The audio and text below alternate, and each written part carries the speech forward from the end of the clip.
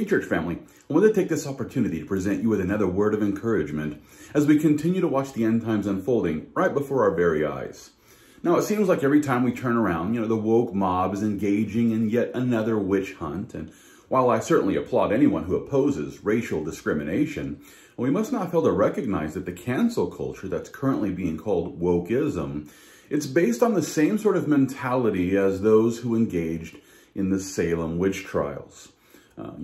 What began with the pursuit of those who were known practitioners of witchcraft, it soon became an effort just to identify women or anyone who might have been practicing witchcraft. And according to the Encyclopedia Britannica, the process of identifying witches began with suspicions or rumors.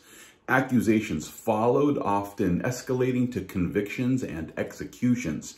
The Salem witch trials and executions came about as the result of a combination of church politics, family feuds, and hysterical children, all of which unfolded in a vacuum of political authority.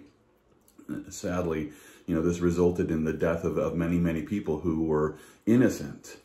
We also saw the same sort of mentality take place here in America back in the 1950s. This happened as Senator Joseph McCarthy of Wisconsin launched a wave of investigations which were designed to expose any communist spies within our government agencies. And with this as the goal, McCarthy would begin to interrogate suspects with a very simple question: are you now or have you ever been a member of the Communist Party? Sadly, many of these interrogations were based on nothing more than innuendo or chance associations. And as a result, thousands of Americans lost their jobs as they fell victim to McCarthyism. Many states began to enact loyalty oaths by requiring every government employee to disavow radical beliefs or lose their jobs. And many lost their jobs. Not only that, but Hollywood was also notorious for outing anyone who was a suspected communist. They even began to create a blacklist of people who were informally barred from any work with Hollywood studios, not realizing that the term blacklist would eventually be considered racism.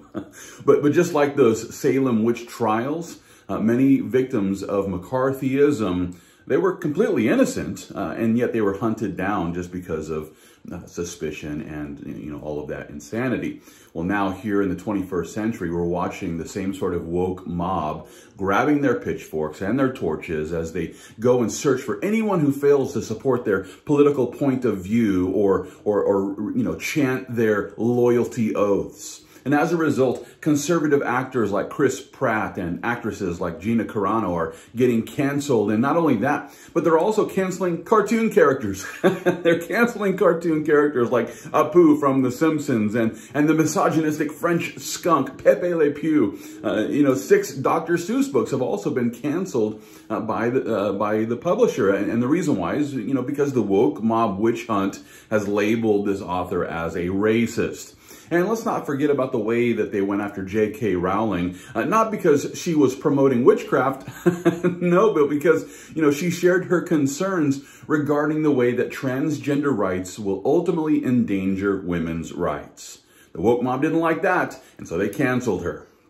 According to the woke mob, if you sleep on Mike Lindell's My Pillow, you're probably a Hitler-loving Nazi. If you eat Goya food products, then you're obviously a white supremacist. And if you're upset by the discontinuation of Aunt Jemima's syrup, then you're probably a racist who must be canceled from proper society.